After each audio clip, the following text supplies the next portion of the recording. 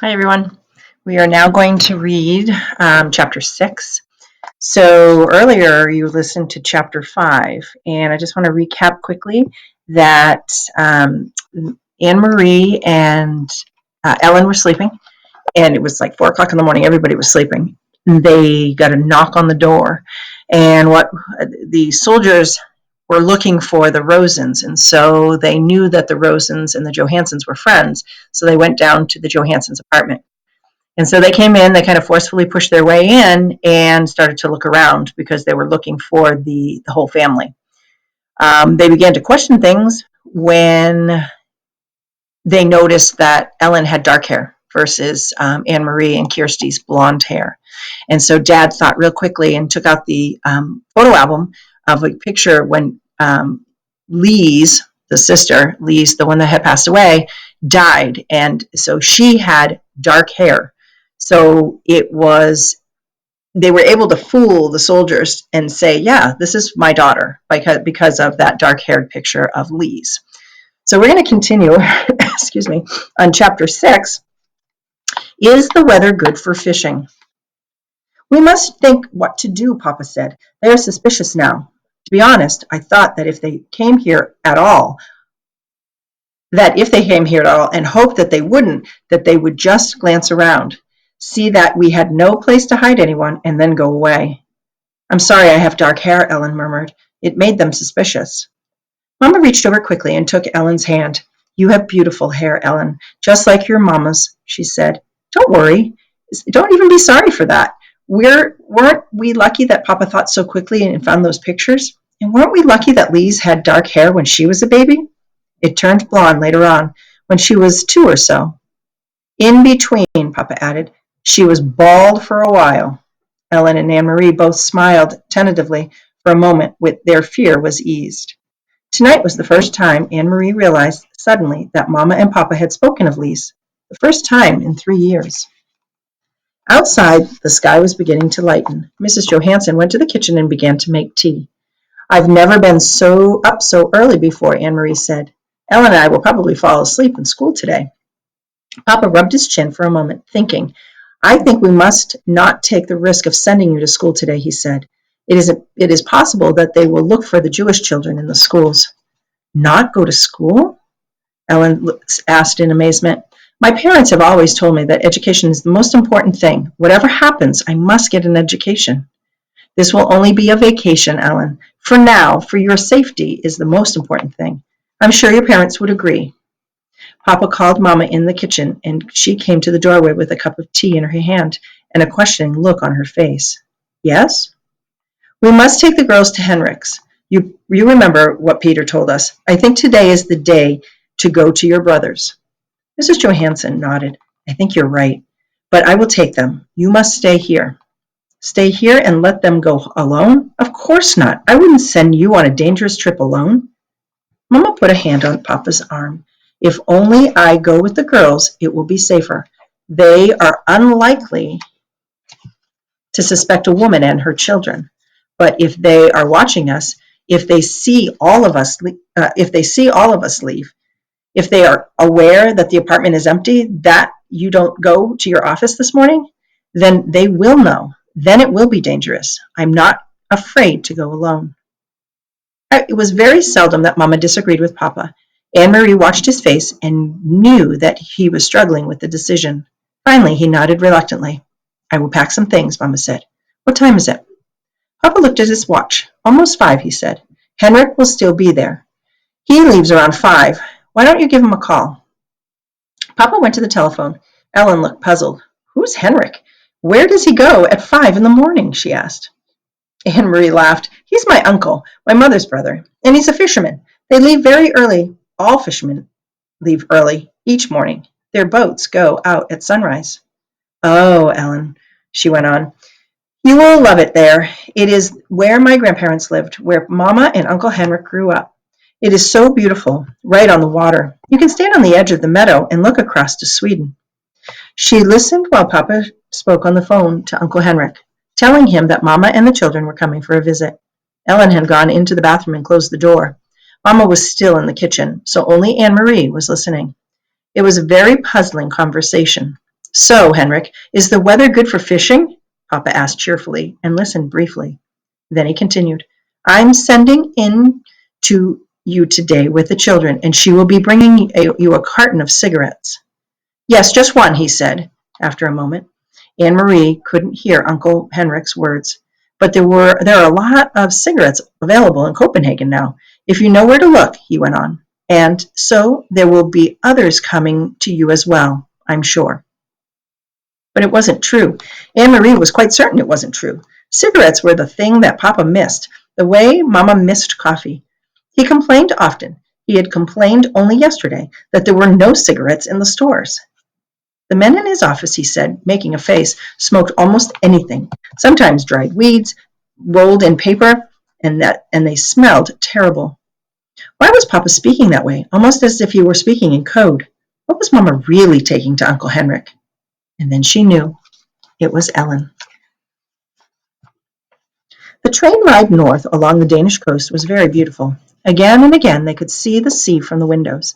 Anne-Marie had made this trip often to visit her grandparents when they were alive, and later, after they were gone, to see the cheerful, sun-tanned, unmarried uncle whom she loved. But the trip was new to Ellen, who sat with her face pressed to the window, watching the lovely homes along the seaside and the small farms and villages. Look, Anne-Marie exclaimed, and pointed to the opposite side. It's Klempenborg and the deer park. Oh, I wish we could stop here just for a little while. Mamma shook her head. Not today, she said. The train did stop at the small Kleppenborg station, but none of the few passengers got off. Have you ever been there, Ellen? Mamma asked, but Ellen said no.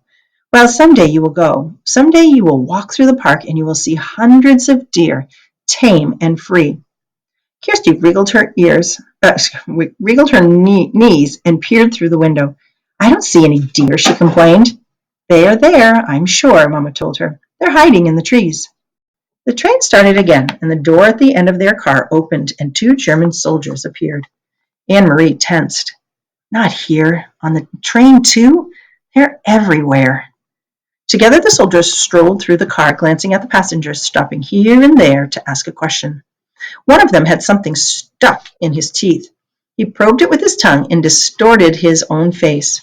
Anne-Marie watched with a kind of frightening fascination as the pair approached.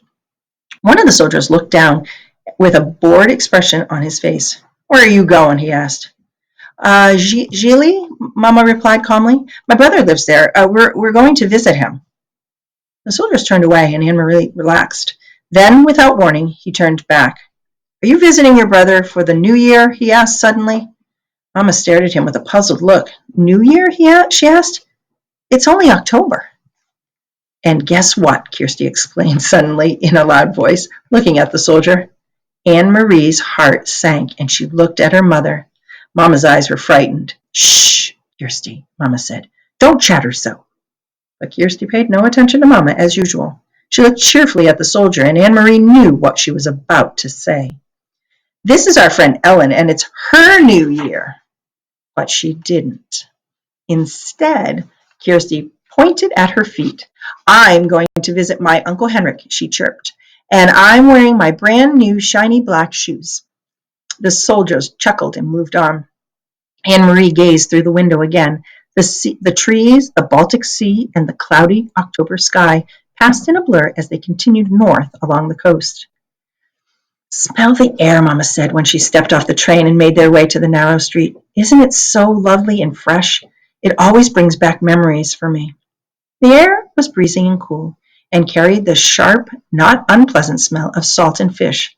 High against the pale clouds, seagulls soared and cried out as if they were mourning. Mama looked at her watch. I wonder if Henrik will be back yet. But it doesn't matter. The house is always unlocked. Come on, girls, we'll walk. It isn't far, just a little under 2 miles. And it's a nice day. We'll take the path through the woods instead of the road. It's a little longer, but it's so pretty. Don't you love the castle when we went through Helsensinger, Ellen? Kirsty asked.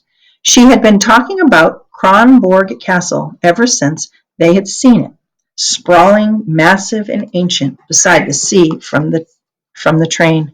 I wish we could have stopped to visit the castle. Kings lived there, and queens. Anne-Marie sighed in exasperation, and her little sisters, with her little sister.